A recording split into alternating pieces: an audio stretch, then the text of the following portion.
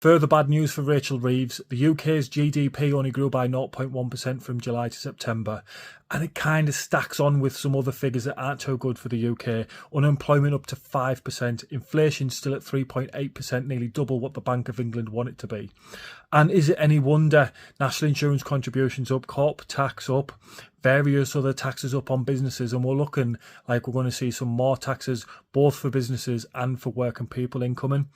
And the fact that she has to put taxes up is just the icing on the cake, basically, that her previous policies haven't worked. Because if they did, she wouldn't have to do it, would she? So all the previous tax rises and revenue that she thought she was going to get, the VAT on private education and all the changes that she made to farmers' inheritance tax and everything, such as her stamp went up from 3 to 5%, it hasn't brought in the money that she thought it would. And the black hole is reportedly nearly 100 billion. It was 92 billion was the last reported figure at the top end of what was rumoured, and they're on about it being 100 billion. Where is all the money gone, and are we ever going to get out of this situation? They are going to have to seriously tax the country to get out of here, and it's a bit of a sickener, isn't it, because she's ballsed up and then we have to pay to get us out of it, basically, but we're all in it, and we're all in it basically because of her. Will she go off the back of the budget?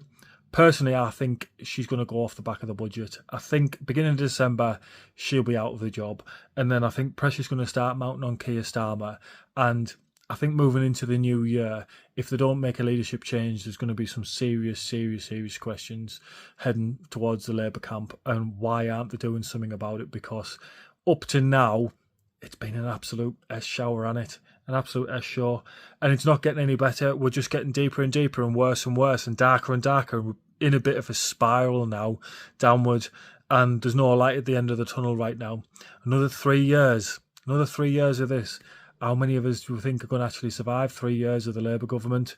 It's not looking good. And to be honest, if we're looking at the track record, there's going to be more taxes and more austerity and spending cuts. And do you know what they said? All these tax rises and all this VAT on private education would have more teachers and more GPs and all this and the other. All I see online is GPs getting laid off lately and jobs being reduced in the NHS, not jobs being created. So I think it's all a bit of a spin of what they say and what is reality.